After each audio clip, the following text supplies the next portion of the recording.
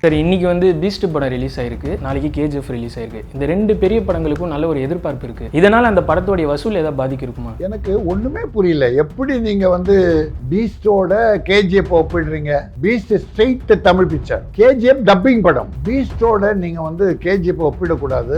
Sir இப்போ விஜய் அவர்கள் வந்து பாத்தீங்கன்னா புது இயக்குநர்களை வச்சு அதிகமா படம் எடுக்கிறாரு. அவரு இதை பத்தி நீங்க எப்படி நினைக்கிறீங்க? புது டைரக்டருக்கு விஜய் வாய்ப்பு கொடுத்ததே இல்லை. நான் என்ன கேட்கிறேன், விஜய் என்ன டைரக்டருக்கு வாய்ப்பு கொடுக்கிறது? கதைக்கு தான் ஹீரோவா இருக்கணும் தவிர ஹீரோக்கெல்லாம் கதை கிடையாது. அரசியலுக்கு வரதை பத்தி அவர் ஒரு ஓப்பனா சொல்லியிருந்தாரு. ஒரு காலத்தோட கட்டாயம்ன்ற மாதிரி தான் அவர் சொல்லியிருந்தாரு. காலம் என்ன பண்ணும்? அது காலம் ஒத்துக்கணும், அப்புறம் ரசிகர் ஒத்துக்கணும். இவருக்கு அந்த மன துணிச்சல் இன்னும் வரல. யாருக்கோ பயப்படுறாரு, அது உண்மை. இவர் குணத்துக்கு நிச்சயமா ஃபெயிலியர் ஆயிடுவார்.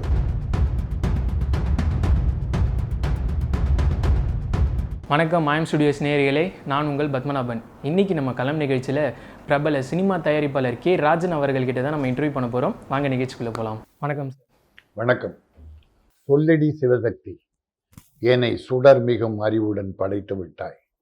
வல்லமை தாராயோ இந்த மானுடர் பயனுறச் செய்வதற்கே. புரட்சி கவி பாரதியார் பாடல் என்ன கேட்கறது தெரியுமா? வறுமையில் வாடிய காலம், சோத்துக்கு வழி இல்லை, இந்திய சுதந்திரத்துக்காக போராடுறான். அந்த காலத்தில் தனக்குன்னு ஒன்று சிவசக்தி கிட்ட கேட்காம இந்த மானுடர் பயனுற எனக்கு வல்லமை தான், இந்த மனித குலத்துக்கு நான் நன்மை செய்யணும், எனக்கு வல்லமை தான் என்று கேட்டான். கோடி கோடியாக வச்சுக்கிட்டு அடுத்தவங்களுக்கு கொடுக்காத ஜென்மங்கள் இனி நிறைய இருக்காங்க. உங்கள் கேள்வி கேள்வி. Super sir. ஸ்டார்டிங்கே வந்து ஒரு பொன்மொழியோடு ஆரம்பிச்சிருக்கீங்க. பொன்மொழி இல்லை, பாரதி மொழி அது. அதுதான் சார் அப்படி சொல்கிறேன். சார் இன்னைக்கு வந்து பீஸ்ட் படம் ரிலீஸ் ஆயிருக்கு, நாளைக்கு கேஜிஎஃப் ரிலீஸ் ஆயிருக்கு. இந்த ரெண்டு பெரிய படங்களுக்கும் நல்ல ஒரு எதிர்பார்ப்பு இருக்கு. இதனால் அந்த படத்தோடைய வசூல் ஏதாவது பாதிக்கு இருக்குமா? எனக்கு ஒன்றுமே புரியல. எப்படி நீங்கள் வந்து பீஸ்டோட கேஜிஎஃப் ஒப்பிடுறீங்க? Beast straight Tamil picture, super வீரர் Vijay, director Tamil director, producer Sun Picture Tamil. KGF dubbing படம், கர்நாடக படம். கர்நாடகாவில் ஒரு விதி உண்டு, தமிழில் டப் பண்ணி அங்கே திரையிட முடியாது. தேட்டர் இருந்தால் அங்கே கன்னடக்காரன் அடிச்சிடுவான் தேட்டரை, ஸ்ட்ரெயிட்டாக திரையிடலாம். ஆனால் இங்கே தான் இந்த கேடுகட்ட தமிழ்நாட்டில் தான் டப்பிங் படனவா, குப்பை படவா, கேவலமான படவா ஏற்றுக்குவாங்க, தமிழ் படத்துக்கு கொடுக்க மாட்டாங்க. என்ன அதனால் பீஸ்டோட நீங்கள் வந்து கேஜிஎஃப் ஒப்பிடக்கூடாது. அது டப்பிங் பிக்சர், இது தூய தமிழ் படம், தமிழ் ஹீரோ நடித்த படம். அதனால் இது நல்லா இருக்கும். இன்றைக்கி நல்ல ரிசல்ட் வந்திருக்குது, படம் பரவாயில்லன்றாங்க. அதனால் வசூல் எல்லாம் நல்ல மாதிரியாக ஒரு 5 நாளில் குவிச்சிடும். Super sir. சார் இதே மாதிரி ஒரு 2 பெரிய படங்கள் ஒன்றா ரிலீஸ் ஆனால் அந்தந்த டிஸ்ட்ரிபியூட்டர்ஸ்க்கு ஏதாவது லாபம் இருக்குமா, இல்லை அதில் ஏதாவது இருக்குமே? ஒன்றாகாது. இந்த படத்தோடு நீங்கள் கேஜிஎஃப் ஒப்பிடுங்க. இது வந்து ஒரு 800 ஏறக்குறைய 850 தேட்டர் பீட்ஸ், ஒரு 100-150 தேட்டர் தான் கேஜிஎஃப். அவ்வளோதான் கொடுக்க முடியும் டப்பிங் பிக்சர். அதுக்கப்புறம் பார்க்கலாம், அது நல்லா அந்த கேஜிஎஃப் 1 அந்த மாதிரி இது சூப்பராக இருந்தால் தமிழக மக்கள் ஆதரவு தருவாங்க, தேட்டரும் அதிகமாகும். அதனால் இது தமிழ் படத்துக்கு கிடைத்த வெற்றி. தமிழ்நாட்டில் 950 தேட்டர் இருக்குது. அந்த 950 ஏறக்குறைய 850க்குள்ளே பீட்ஸ் இருக்குது. அது நியாயம். ஒரு 100-125 தேட்டரோ அது கொடுத்துருக்காங்க. நாளைக்கு அந்த டப்பிங் படம் ரிலீஸ் ஆகட்டும், அப்புறம் பார்க்கலாம். சார் இப்போ விஜய் அவர்கள் வந்து பார்த்தீங்கன்னா புது இயக்குநர்களை வச்சு அதிகமாக படம் எடுக்கிறாரு. அவரு இதை பற்றி நீங்கள் எப்படி நினைக்கிறீங்க சார்? யார் புது இயக்குனர்? புது இயக்குனர் அது யாரும் புது இயக்குனர் வச்சு பண்ணலையே, அவர் பண்ண மாட்டார் சார். அட்லி இப்போ அவரு யாரு? அட்லி புதுவா சார்? அவருக்கு 2வது அட்லி புதுசா? அவருக்கு 2வது படம் ஆச்சு சார். அது 2வது 6வது. அவர் யாருக்கும் புது டைரக்டருக்கு விஜய் வாய்ப்பு கொடுத்ததே இல்லை. ஒரு படம் 2 படம் சக்சஸ் பண்ணவங்கள தான். நெல்சன் யாரு? புது டைரக்டரா? 2 படம் பண்ணியிருக்கு. பின்ன அட்லி ராஜாராணியா? அதுக்கப்புறம் 2 படம் பண்ணியிருக்காரு. அதுக்கப்புறம் தான் அட்லியை கொடு. நான் என்ன கேட்குறேன், விஜய் என்ன டைரக்டருக்கு வாய்ப்பு கொடுக்குறது? ப்ரொடியூசர் டைரக்டரோட பேசுவாங்க, ஒரு படம் பண்ணி கொடுங்க. அந்த கதையை பார்த்து சரி சார் விஜய் சாரை போடலாம். கதைக்கு தான் ஹீரோவாக இருக்கணும் தவிர ஹீரோக்கெல்லாம் கதை இருக்கடா. எம்ஜிஆர் சிவாஜி காலத்தில், ரஜினி காலத்தில் கூட ஹீரோக்கெல்லாம் கதை கிடையாது. இந்த கதைக்கு எம்ஜிஆர் பொருத்தம், சிவாஜி பொருத்தம், ரஜினி பொருத்தம் தான் பண்ணுவாங்க. அதனால் அப்படித்தான் இருக்கு நம்ம தவிர. ஆனால் இப்போ நீங்கள் கேட்டது கரெக்டு, கேடு கட்டு போச்சு. ஹீரோ கிட்ட எங்கள் ஆளுங்க போகிறது, அவரை டேட்டுக்கு கெஞ்சுறது, அவர் ஏதோ ஒத்துக்கிட்ட மனசு இறங்கி அவர் டேட்டு கொடுக்குறேன்னு ஒத்துக்கிட்டா நீங்கள் போய் அந்த டைரக்டரை பாருங்கன்னு ஹீரோ கை காட்டுறது. அப்போ ஹீரோ வந்து ப்ரொடியூசருக்கு கட்டுப்படுவதில்லை. ஹீரோவை வளர்ப்பறதுக்கு பெருசாக ஒரு இன்ட்ரடக்ஷனுக்கே பல கோடி செலவழிக்கிறான். ப்ரொடியூசர் லாபம் வருமா நஷ்டம் வருமா கவலைப்படுறதே இல்லை. அப்படி தான் அட்லி 2 படத்தில் லாஸ் பண்ணிட்டு போனார். சார் இப்போ வந்து பார்த்தீங்கன்னா இப்போ KGF 2 படத்துடைய வந்து ஒட்டுமொத்த பட்ஜெட்டுமே ஒரு 100 கோடி உள்ள அப்படின்னு தான் சொல்கிறாங்க. ஆனால் இங்கே நம்ம விஜய் சாருடைய அவருடைய சம்பளம் மட்டுமே 100 கோடின்றாங்க. இதை நீங்கள் என்ன எப்படி சார் நான் என்ன பண்ணுறது? அவர் 100 கோடியாக இருந்தால் எனக்கு என்ன உள்ளது? அவர் 100 கோடியாக இருக்கட்டும் 1000 கோடியாக இருக்கட்டும், ஐ டோன்ட் கேர். எனக்கு அதெல்லாம் இல்லை. எனக்கு இந்த ஏழைகள் ப்ரொடியூசர்ஸை அட்ஜஸ்ட் பண்ணிவிட்டு ஏழைகளை காப்பாற்றுறாங்க இல்லையா, முன்னால் ஃபெயிலியர் ஆனவங்க, படம் ஃபெயிலியர் லாஸ் ஆனவங்க, அவங்கள கூப்பிட்டு நீங்கள் ஒரு படம் பண்ணுங்க, போன படத்தில் லாஸ் ஆகிட்டீங்க, அதை இதை வந்து அந்த கடனெல்லாம் அடைச்சிருங்க அப்படின்னு சொன்னால் அவங்கள கைகூப்பி வணங்குவேன். நீ லாஸ் ஆனால் பரவாயில்ல நடித்தருக்கு போன ஆந்திராக்கிட்டேயும் போன ப்ரொடியூசர் மாற்றிட்டு போகிறோம் யாராக இருந்தாலும் நான் மதிப்பதில்லை, எனக்கு தேவையில்லை. அதனால் அதை விட்டுருங்க. அதெல்லாம் வைத்தெரிச்சல். அது இங்கே இந்த தமிழ்நாடு, இந்த கேடுகட்ட தமிழ்நாடாக இவங்க தான் ஆக்கிட்டாங்க இப்படி. அதாவது எம்ஜிஆர்னு ஒரு புண்ணியவான் பொன்மனச்செம்மல், Sridhar director, Sridhar great director, தமிழ்நாட்டின் பெருமையை மிக உயர்த்தியவன், காதலிக்க நேரமில்லை, நெஞ்சில் ஓர் ஆலயம், சிவந்த மண், இப்படி பல வெற்றி படங்களை தந்தவன். அன்னைக்கு KS கோபாலகிருஷ்ணன் ஒரு டைரக்டருக்கும் ஸ்ரீதருக்கும் தான் போட்டி. இவர் குடும்ப படமாக எடுப்பார், இவர் நாவல்ட்டியாக பண்ணுவார், இவர் எஜுகேட்டட். பிரமாதமாக இருக்கும் போட்டி. அப்புறம் தான் பாலச்சந்தரும் பாரதிராஜாவும் வந்தாங்க. இவங்களுக்கு அப்புறம் தான் அவங்க. அந்த ஸ்ரீதர் தமிழில் வெற்றி படங்கள்லாம் எடுத்து லாபம் குவிச்சு அவர் ஹிந்திக்கு போகிறார், ஹிந்தி படம் எடுக்கிறார். ஹிந்திக்கு போன தமிழ்நாட்டு ப்ரொடியூசர் எல்லாம் அடிச்சு போனோம், கெட்டு போயிட்டாங்க, எல்லாம் லாஸ். சின்னப்ப தேவர், வேலுமணி, PS வீரப்பான்கிற மாபெரும் வில்லன் இதில் சம்பாரித்து தமிழ்நாட்டிலையும் ப்ரொடியூசராக இருந்து சம்பாரித்து ஹிந்தி படம் எடுத்து விட்டார், வறுமையில் வாழ்னாங்க. அப்படி ஸ்ரீதரம் ஹிந்தி படம் எடுத்து தான் எல்லாத்தையும் விட்டு லாஸ் ஆனார். அப்போ அவர் இப்போ வறுமையில் இருக்கார். எம்ஜிஆர் அதை கேள்விப்படுறார். ஏன்னா பெரிய டைரக்டர், எம்ஜிஆர் மரியாதை செலுத்துகிற ஒரு டைரக்டர். அப்போ என்ன பண்ண ஆளுங்க விட்டு ஸ்ரீதர் நம்ம கஷ்டப்படுறாரம்ம, அவர் வர சொல்லுங்கள், வந்து பார்க்க சொல்லுங்க. ஸ்ரீதரை கூப்பிட்றாங்க, அவருக்கு புலங்காயுது, எம்ஜிஆர் கூப்பிட்டாரா அப்படின்னு வரார். வந்து உட்காந்து பேசுவோம். என்ன ஸ்ரீதர் என்ன பண்ணிட்டுருக்கீங்க? இல்லை சார் இப்போ படம் ஒன்றும் இல்லை, கொஞ்சம் கஷ்டத்தில் தான் இருக்குது. சரி நீங்கள் தெலுங்கில் ஒரு படம் ரிலீஸ் ஆகிருக்கு, அதை பாருங்கள், பார்த்துட்டு அந்த கதையை வாங்குங்க, நான் உங்களுக்கு ஒரு படம் பண்ணுறேன் அப்படின்னு அவரே. கஷ்டத்தில் வாடுகிற ஸ்ரீதரை கூப்பிட்டு எம்ஜிஆர் ஒரு படம் பண்ணார் சார், அதுதான் உரிமை குரல், வெரி குட் சக்ஸஸ்ஃபுல் பிக்சர், உரிமை குரல். அப்படி புண்ணியவான்கள் வாழ்ந்த பூமி இது. இப்போ அதெல்லாம் கிடையாது. இரக்கம் என்பதே யாருக்கும் இல்லை, ஏனென்றால் இதயமே இல்லை. சரி, இப்போ நீங்கள் சொல்கிற மாதிரியே தான் இப்போ நம்ம பிரபாஸ் இருக்காருல்ல, இப்போ ராஜேஷ்யாம்னு ஒரு படம் வந்தது, பெரிய விஷயம். ஆமாம் சார், பெரிய விஷயம். ராஜேஷ்யாமில், அதாவது பாகுபலில் பிகர் சூப்பர் ஹீரோன்னு பேர் எடுத்துட்டார். அவர் 100 கோடி சம்பளம் வாங்கிட்டார். 100 கோடி சம்பளம் ராதேசீதர் நடிக்கிறார். அந்த படம் பெரிய படமாக எதிர்பார்த்தது ஃபெயிலியர் ஆயிடுச்சு. ஆன உடனே அந்த இரக்கமுள்ள மனது, நம்மளை நம்பி தானே இவ்வளோ முதலீடு போட்டாங்க, என்னை நம்பி தானே டிஸ்ட்ரிபியூட்டர் வாங்கினாங்க, இப்போ அந்த படம் ஓடல லாஸ் ஆகிட்டாங்க அப்படின்னு 100 கோடியில் 50 கோடி எடுத்துக்கிட்டு ப்ரொடியூசர்கிட்ட போய் கொடுக்குறாரு. அவர் எதுக்கு எனக்கு கொண்டாந்து கொடுக்குறீங்க, உங்கள் சம்பளம் தாங்க, இந்த படத்தை என்னை நம்பி எடுத்தீங்க, என்னை நம்பி டிஸ்ட்ரிபியூட்டர் வாங்கினாங்க, என்னை நம்பி தியேட்டருக்காரங்க போட்டாங்க, ஆகவே அது என்னை நம்பி வாங்கின படம், அந்த வெற்றியில் எப்படி நான் முதன்மை கொள்ளுகிறோனோ, சொந்தம் கொண்டாடுகிறோனோ, தோல்வியிலும் எனக்கு தான் சொந்தம் அப்படின்னு 50 கோடி கொடுத்தார். டிஸ்ட்ரிபியூட்டர்லாம் கழிச்சா அவர் தான் அவருக்கு தெய்வம். இங்கே ஒருத்தனை கேளுங்க, அந்த வேலையை கொடுத்து கொண்டே டிராபிக்குது, கொண்டு போய் எங்கே காகித குப்பைகள், இதெல்லாம் ரூபா நோட்டுகள் அல்ல, உபயோகப்படாமல் இருப்பது அத்தனையும் காகித குப்பைகள். சார், அப்படி பார்க்கும்போது வந்து பார்த்தீங்கன்னா நம்ம சிவகார்த்திகேயனுடைய மிஸ்டர் லோக்கல் படம் அது வசூல் ரீதியாக கொஞ்சம் அதிகமாக போகலை, இருந்தாலும் அவர் வந்து முழு சம்பளம் கிடைக்கல அப்படின்னு சொல்லி ஸ்டுடியோ கிரீன் அவர்கள்கிட்ட வந்து கேஸ் போட்டிருக்காரு. இதை பற்றி வந்து பார்த்தீங்கன்னா இப்போ நெட்டிசனாக இருக்கிறவங்களாம் வந்து என்ன சொல்கிறாங்கன்னா, படம் அந்தளவுக்கு ஓடலை, இருந்தாலும் நீங்கள் முழு சம்பளம் போட்டு கேஸ் போட்டுறது நியாயமே இல்லை அப்படின்ற மாதிரி நிறைய பேர் பேசுகிறாங்க. ஒரு நியாயம் என்னென்னா, படம் ரிலீஸுக்கு முன்னால் பேசுகிற சம்பளத்தை அக்ரிமெண்ட், என்ன அக்ரிமெண்ட் போட்டாங்களோ அதை செட்டில் பண்ணணும். இப்போ எல்லா ஹீரோ ஒத்துக்க சொல்லுங்க. இப்போ சிவகார்த்திகேயன் ஒத்துக்கிட்டார், பணம் வராமலே ரிலீஸ் பண்ண விட்டார், அது பெருந்தன்மை.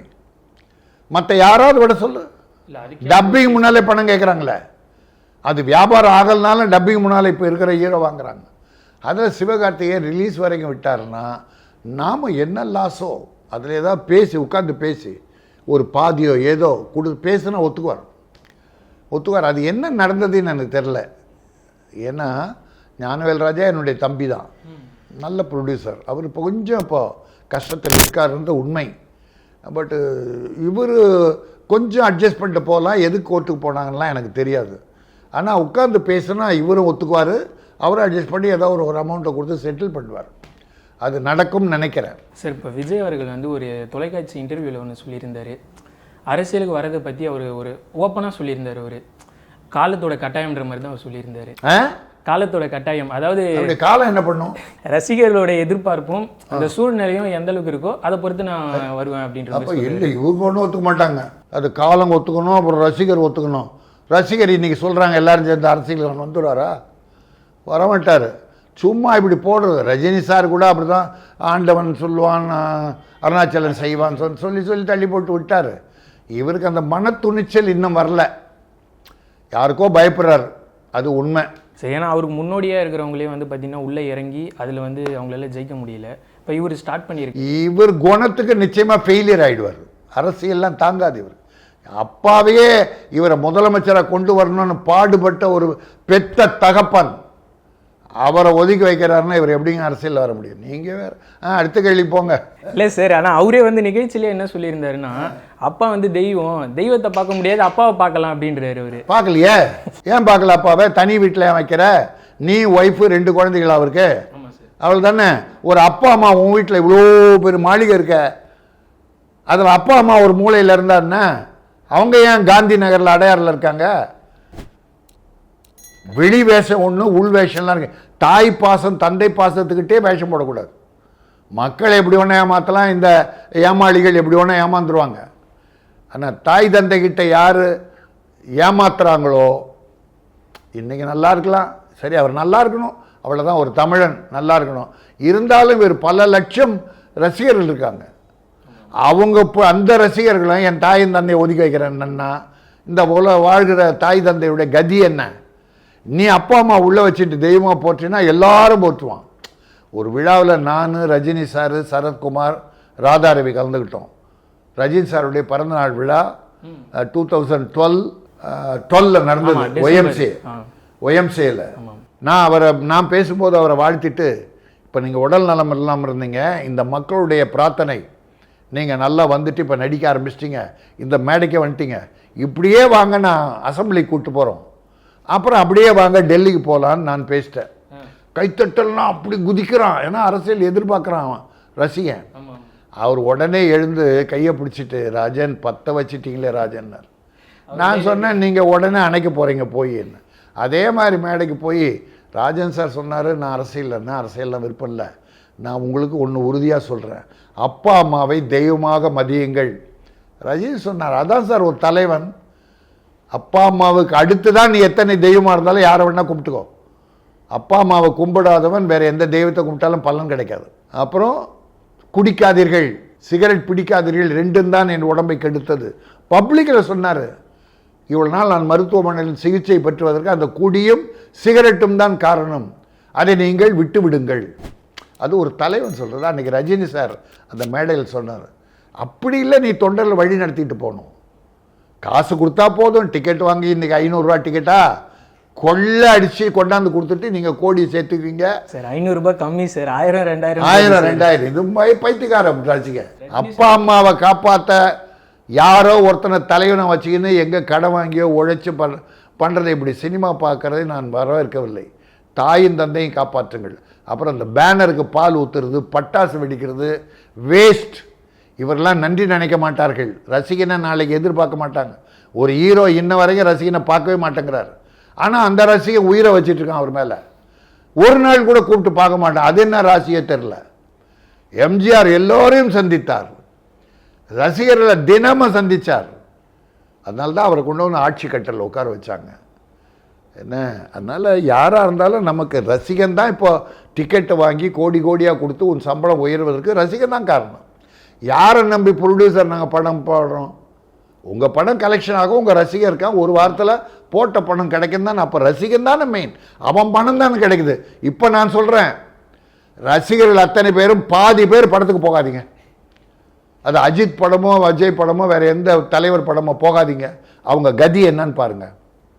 நீங்கள் கொடுக்குற பணம் உங்களே மதிக்க மாட்டேங்கிறாங்க சார். இப்போ நீங்கள் சொன்னீங்கல்ல, ரஜினி சார் வந்து ஒரு மேடையில் நிறைய மேடையில் சொல்லியிருக்காரு, என்னுடைய உடல்நிலைக்கு காரணம் நான் சிகரெட் பிடிச்சதும் வெளிப்படையாக சொன்னார். ஏன்னா அவர் சொன்னதுக்கப்புறம் இப்போ எந்த படத்துலையும் ஒரு யூஸ் பண்ணுறது இல்லை. ஆனால் இப்போது நம்ம விஜய் சாருக்கு வந்து பார்த்தீங்கன்னா முன்னாடியே சொல்லியிருந்தாரு, இனிமேல் நான் சிகரெட் பிடிக்க மாட்டேன், அப்புறம் பிடிக்கிறார். அந்த மாதிரி எந்த ஒரு போஸ்டரும் படத்துலையும் வராதுன்னு சொன்னார். ஆனால் இப்போ சர்க்கார் படத்தில் போஸ்டரே அதே மாதிரி தான் வந்திருந்தது. அப்போ வாக்கை காப்பாற்றாதவர். இப்போ இவர் தலைவராக வந்தால் எப்படி இருக்கும் சார்? அது அதை விட கேவலமாக இருக்கும். நான் எத்தனையோ வேண்டுகோள் விட்டேன். அஜித் மங்காத்தா குடிப்பார், சிகரெட் பிடிப்பார், குடிப்பார், சீனுக்கு சீன் சிகரெட். நான் என்ன கேட்டேன் அவரை, படத்திலே போடுறாங்க குடியை கெடுக்கும், உடலை கெடுக்கும், கேன்சரை சிகரெட் புகையிலை கேன்சரை உண்டாக்கணும். அது மக்களுக்கு போடுறது கவர்மெண்ட். அவன் கடையை திறந்து வச்சுட்டு அறிவுரை சொல்கிறான். கடையை மூடினா, சிகரெட் கம்பெனியை மூடினா ஏன் பிடிக்க போகிறான்? சாராய கடையை நிறுத்தினா ஏன் மூட போகிறான்? அவன் ஒரு கவர்மெண்ட் ஒரு கேவலம். இது சரி, நீயாவது அந்த புத்தி சொல்ல வேண்டாமா? அதை பார்த்துட்டு நீ பிடிக்கிற. அப்போ நீ என்ன தலைவன்? உன் ரசிகம் பூரா எங்கள் தலைவர் இப்படி பிடிச்சாருப்பா, அப்புறம் காதல் ஃபெயிலியர் ஆனால் உடனே பாருக்கு போயிடுவான். ஏன்னா எங்கள் தலைவர் காதல் ஃபெயிலியர் ஆனால் பாரில் தான்ப்பா போவார். ஃபாலோ பண்ண வச்சு கெடுக்கிறிய குடும்பத்தை. அப்புறம் எப்படி தலைவர் நீங்கள்லாம்? பால் ஊத்துறான்னு அதை கண்டிக்க மாட்டேங்கிறிய. பால் வேஸ்ட், மண்ணில் கலக்குது. அதை நான் என்ன வேண்டிக்கிறேன்னா, அது வேஸ்ட் ஆகாமல் பால் பாக்கெட் வாங்கி ஒரு ஏழை குடும்பம் குழந்தை கொடுங்க. உங்கள் தலைவர் பேரை சொல்லி கொடுங்க. அது அந்த தாய் குழந்தை வாழ்த்தினால் உன் தலைவருக்கும் புண்ணியம், உனக்கும் புண்ணியம். அந்த பால் ஏழை குழந்தைக்கு கிடைக்கிறது, அது எவ்வளோ பெரிய புண்ணியம். அந்த புண்ணியத்தை தான் பண்ணுங்கன்னு சொல்கிறேன். நீங்கள் எப்படி சொல்கிறீங்க சார்? ஆனால் விஜய் சாரே ஒரு ஆடியோ லான்ச்லேயே சொல்லியிருந்தாரு, இதெல்லாம் ரசிகர்கள் ஒரு நாள் தான் பண்ணுறாங்க, அவங்க சந்தோஷத்தை நம்ம கெடுக்க தேவையில்ல, பண்ணிட்டு போட்டோம் அப்படின்னு சொல்லி. எவன் வீட்டு பணத்தில் ஒரு நாள் பண்ணுறாங்க. இதுதான் கேடுகட்ட தலைமை. இது கேடுகட்ட தலைமை. இது நல்ல தலைமையே கிடையாது சார். இப்போ RRR படம் பார்த்தீங்கன்னா 1000 கோடி 700 கோடி வசூலாயிருக்கு அப்படின்னு சொல்கிறாங்க. இது உண்மையிலே சாத்தியமா சார்? இல்லை அற்புதம். படம் பிரமாதம். ஒரு ஆங்கில படத்துக்கு இணையாக எடுத்திருக்கார். ராஜமௌழி சாதாரண டைரக்டர் கிடையாது. இந்தியா ஆந்திராவின் பெருமை மட்டும் இல்லை, இந்தியாவின் பெருமையை உலகத்துக்கு எடுத்து கொண்டு போயிட்டார். ஆனால் ஒரு ஈயை வச்சு படம் பண்ணி சக்ஸஸ் பண்ண சார். அவன் நான் ஒரு ஹீரோ வச்செல்லாம் பண்ணல. ஹீரோவை வில்லன் கொண்டுடுறான். அது ஒரு ஈயா உருவாகி காதலிக்கு நன்மை பண்ணுது, இவனால் கெடுதல் அவனை சித்திரவதை பண்ணுது. ரசிச்ச தமிழில் கூட வெற்றி படம் அது. அப்படிப்பட்ட டைரக்டர் அவர் உலக லெவலில் கொண்டு போயிட்டார் இந்தியாவை. அதனால் அது வசூலெல்லாம் உண்மை. அவர் தான் முதல்ல இந்தியாவின் பெருமையை உயர்த்தியவர் அதிகமாக. பாகுபலியில் தான் உயர்ந்தது. இதில் RRR நான் பார்த்தேன், நல்லா இருந்தது. ரொம்ப ரிச்சாக ஒரு ஆங்கில படத்துக்கு என்னையா பண்ணியிருக்காரு சார். அவரே இப்போ ஒரு இன்டர்வியூவில் ஒன்று சொல்லியிருந்தார், என்னோடய கனவு பார்த்தீங்கன்னா ரஜினி சாரையும் கமல் சாரையும் ஒன்றா வச்சு படம் எடுக்கணும், அதில் கமல் சார் வில்லனாக இருக்கணும், ரஜினி சார் ஹீரோவாக இருக்கணும் அப்படின்ற மாதிரி அவர் சொல்லியிருக்காரு. நிறைவேறாது. ரஜினி ஒத்துக்குவார், கமல் ஒத்துக்க மாட்டார். கமல் எது நல்லது நடந்தாலும் அவருக்கு பிடிக்காது. ஆனால் அவரே மேடையில் என்னோட நண்பர்னு அதான் சொல்லிட்டு போயிடுவார். அது மேடை வரைக்கும் தான். ஆனால் படத்தில் அது மாரி நிச்சயமாக கிடையாது. கூண்டுக்கிளின்னு ஒரு படம் எம்ஜிஆர் சிவாஜி நடித்தாங்க அந்த காலத்தில். இவர் ஒரு துருவம், அவர் ஒரு துருவம். மிகப்பெரிய நடிகர்கள் அவங்க 2 பேரும் சேர்ந்து அற்புதமாக நடித்தாங்க. ஏன் RRRல 2 சூப்பர் ஹீரோ சேர்ந்து நடித்தாங்க. தமிழ்நாட்டில் நடிக்க சொல்லு, ஒரு பயல் நடிக்க மாட்டான். ஏன்னா இவன் வீக்னஸ் இவனுக்கு தெரியும், அவன் வீக்னஸ் அவனுக்கு தெரியும். அது என்ன தமிழ்நாடை விடுங்க. நானே எவ்வளோ போராடி இப்போ நல்லது பண்ணுங்கன்னு சொன்னால் நம்ம மேலே கோச்சிக்கிறானுங்க. இவனுக்கிட்ட நான் பணமாக கேட்டேன், கால் ஷீட்டாக கேட்டேன், புண்ணியம் பண்ணுங்கப்பா அது உன் குழந்தைகளுக்கு வரும்ன்றேன். அதுக்கு கோவப்படுறாங்க இரக்கம் இல்லாதவர்கள். சரி, இப்போ புது இயக்குநர்கள் வராங்க, அவங்களுடைய படம் பார்த்திங்கன்னா எங்களுக்கு ஒரு முழுமையாக எங்களால் எடுக்க முடியல, பெரிய ஹீரோக்கள் இல்லைனா பெரிய நிறுவனங்கள் கதையில் தலையிடுறாங்க, அதனால் எங்களால் சுதந்திரம் இல்லை, படைப்பு சுதந்திரம் இல்லை அப்படின்ற மாதிரி சொல்கிறாங்க. இதை பற்றி நீங்கள் என்ன சார்? இல்லை, உண்மைதான். இப்போ பெரிய ஆள் ஆகிட்டா அவங்க டாமினேஷன் அதிகமாகிடுது. அவங்களுக்கு தான் கதை பண்ணுறாங்க. இப்போ எல்லாரும் சக்தே இந்தியா ஷாருக்கான் படம், புண்ணியம் மன்னன், அந்த கேரக்டர் ஒரு பனியும் சட்டை போட்டான் கடைசி வரைக்கும். அப்புறம் தான் கடைசியில் தான் ஏதோ ஒரு கோட்டு சூட்டு போட்டான் வேர்ல்டு மேட்ச் போகும்போது. அது வரைக்கும் சிம்பிள் ட்ரெஸ். அந்த கதை மட்டும்தான், ஒரே லைன். அப்படி ஃபுட்பால் மேட்ச்சில் இந்த பெண்களை உலக தரத்துக்கு கொண்டாடணும், ஜெயிக்க வைக்கணும். அதுக்குள்ளே அந்த பெண்களோட ஈகோ, சண்டை, தகராறு, இதை கோச்சரியை வெறுக்கிறது. பிறகு அவங்க போகும்போது எல்லாரும் கெஞ்சிருது. அப்படி அதை விட்டு விலகவே இல்லை அந்த கதை. அவருக்கு ஒரு காதலி கிடையாது, சண்டை கிடையாது, பாட்டு கிடையாது. அதை காப்பி அடிச்சு எடுக்கிறான் பிகில்னு. அதுக்கு அந்த ஹீரோவுக்கு ஒரு ஒரு ஒரு நயன்தாராவான். அதுவும் சர்ச்சில் அவள் வேற ஒருத்தனை கல்யாணம் பண்ணும்போது இவர் போய் நின்றுட்டு ஆட்டுறாரான் இப்படி இப்படி, அவள் இப்படி பார்க்குறாளாம். என்னடா பண்பாடு? ஒரு கல்யாண மேடையில் போய் இன்னொருத்தனை பார்க்குறான்னா அவள் பொம்பளையாவா? இந்த கலாச்சாரத்தை உருவாக்குறானுங்க இன்றைக்கி. அப்புறம் டான்ஸு, பாட்டு. அப்புறம் இதை விட ஒரு கேவலம் என்னென்னா, இவர் மோட்டர் பை எடுத்துட்டு இந்த காலேஜுக்குள்ளே ஒரு ரவுண்டு வர்றாரு. எந்த காலேஜில் விடுவாங்க உங்களை? என்ன நாடா? சட்டம் ஒழுங்கு இருக்குதா இல்லையா? அப்புறம் ஒரு கலெக்டர் மீட்டு 2 ரவுடிகளை கூப்பிட்டு பேசி அமைதி உண்டாக்க கலெக்டர், எஸ்பி, போலீஸ் அதிகாரிகள், அஃபீஷியல்ஸ் நிறைஞ்ச இடத்துல ஒரு ரவுடிக்கு இவருக்கும் வாக்குவாதம் வந்தது. உடனே போகிறாரு அடித்து இந்த டேபிள்லாம் சுக்குன்னு இராது. அந்த எஸ்பியும் கலெக்டரும் பார்த்துக்கின்னு இருக்கிறாங்க. அப்படி நடக்குமா நாட்டில்? கொஞ்சம் உண்மை. ரசிகன் ஏன் கேவலம் கற்பனையா? ஒரு அவ்வளவானா? இயற்கை வேண்டாம். அதுக்கு தான் சக்தி இந்தியா சொன்னேன். பார்க்கல அந்த படத்தை உலகத்தில். ஏன் ஹீரோக்கா? இதான் ஹீரோ கதை. நல்ல படம், அதுவும் ஹீரோ இவரை விட சூப்பர் ஹீரோ. அவன் ஒன்றும் டாமினேட் பண்ணலையே கதையில். கதையை பார்க்குறாங்க, ஷாருக்கானை போட்டால் நல்லா இருக்குன்றாங்க. அவர் ஒத்துக்கிட்டு டாமினேஷன் இல்லாமல் டைரக்டர் சொன்னது அப்படியே செஞ்சார். சக்ஸஸ். இது ஃபெயிலியர். கதைக்கு ஹீரோவுக்காக கதை பண்ணி அசிங்கம் பண்ணி அநியாயம் பண்ணி தான் ப்ரொடியூசர்கள் லாஸ் பண்ணி. எதுக்கு இப்படி செயற்கையாக பண்ணுறீங்க? இயற்கையாக வாங்க. கேரளாவில் படம் எடுக்கிறான, படம் ஓடல. இயற்கை மாறி ஏதாவது இருக்குதாங்க? மம்முட்டியோ மோகன்லால் ஒரு வேட்டி கட்டி பண்ணால் அந்த வேட்டி சட்டை தான் கடைசி வரைக்கும். லோ பட்ஜெட் மூவிலே ஆனால் சூப்பர், அழகாக பெரிய சூப்பர் ஹீரோஸ். அது ஏன் இங்கே இல்லை? இதெல்லாம் பண்ணி பண்ணி ப்ரொடியூசரை நடுத்தரில் நிறுத்துறீங்களே. இது வந்து புண்ணியமா, தர்மமா? சினிமாவை காப்பாற்றுறதுக்கு அழகா? சின்ன ப்ரொடியூசர் தான் இந்த சினிமாவை இன்னைக்கு காப்பாற்றிக்கிட்டு இருக்காங்க. பெரிய படங்களால் ஒரு சினிமாவும் வளரல. சார், இப்போ பீஸ்ட் படம் இன்னைக்கு ரிலீஸ் ஆயிருந்தது. எதிர்பார்த்த அளவுக்கு விமர்சனம் கிடைக்கல அப்படின்ற மாதிரி அவங்க ரசிகர்களே சொல்கிறாங்க. ஆனால் அவருடைய பட்ஜெட் மட்டும்தான் அந்த படத்துலேயே அதிகம். அவருதோட சம்பளம் 85 கோடி, ஒட்டுமொத்த படத்தோடைய பட்ஜெட்டே 75 கோடி. இன்றைக்கி படம் வந்து ரிலீஸ் ஆகிருக்கு, ஆனால் விமர்சன ரீதியாக வந்து கம்மியாக இருக்குது. நாளைக்கே கேஜிஎஃப் ரிலீஸ் ஆக போகுது. ஸோ இது வந்து எப்படி இருக்கும் சார்? ஏன்னா இதோடைய தேட்டர் அதிகம், அந்த படத்தோடைய தேட்டர் கம்மி. அதாவது என்னுடைய வேண்டி, இது தமிழ் படம், Tamil hero, Tamil director, Tamil producer. இந்த படம் நல்லா இருக்கணும், சக்ஸஸ் பண்ணணும், பல கோடி சம்பளம் வாங்கின ஒரு ஹீரோ. இந்த படம் சார், அதுதான் நான் சொல்கிறது. டைரக்டராக ஒரு படத்தின் வெற்றிக்கும் தோல்விக்கும் காரணம் கதை தான். வெற்றிக்கும் தோல்விக்கும் காரணம் அந்த கதையை டைரக்டர் எப்படி கொண்டு போகிறாருன்றது தான் முக்கியம். நடிகர் முன்ன நடித்ததை விட கம்மியாக நடிச்சிட்டாரா? இந்த படத்தில் சம்பளம் கம்மியாக வாங்கிட்டாரா? பின்ன ஏன் சரியா படம் சரியில்லைன்ற அவங்க ரசிகர் எனக்கும் சொன்னாங்க. காலைல விசாரித்தேன், படம் சுமார் தான், பெரிய வெற்றியெல்லாம் இல்லைன்றாங்க. எனக்கு ப்ரொடியூசர்கள் லாஸ் வரக்கூடாது, அவ்வளோதான். சரி, அது வந்துடும், கலெக்ஷன் வந்துடும், லீவு நாள் நிறைய இருக்கிறதால வந்துடும்.